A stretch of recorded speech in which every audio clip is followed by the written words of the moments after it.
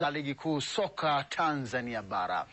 Ligi kuu soka ya Tanzania bara kuendelea kunguruma tena kesho kwenye viwanja vitatu kuwaka moto vya CCM Kirumba Mwanza, Chamazi na Mlandizi jijini Dar es Salaam. Kwenye uwanja wa CCM Kirumba, timu ya Toto Africans wanakisha mapanda iliyoshuka hadi nafasi ya 6 itakuwa na kibarua kipevu kuikabili timu ngumu ya JKT Ruvu ya Pwani inayoshika nafasi ya 2 ya ligi hiyo.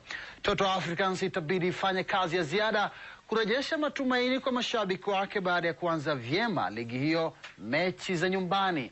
Ilijikuta ikifanya vibaya ugenini kwa kupoteza mechi 2 na sare 1 na kubaki na pointi 7. Villa Squad inayoshika nafasi ya 11 itakuwa kwenye uwanja wa Chamazi kuvaana na timu ngumu ya Mtibwa Sugar ya Turiani Morogoro inayoshika nafasi ya 4, huku Villa Squad ikitamba kuibuka na ushindi.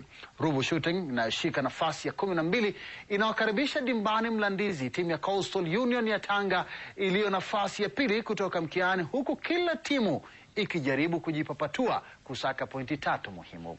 Kivumbi cha ligi hiyo kitaendelea Jumapili kwa mabingwa watetezi Young Africans iliyozinduka toka usingizini na kuchupa hadi nafasi ya 7 kuvaana na timu ya Azam FC iliyo nafasi ya 3 kwenye uwanja wa Taifa, huku kinara wa ligi hiyo Simba Sports Club yenye pointi 13 itakuwa Kaitaba kuvaana na Kagera Sugar.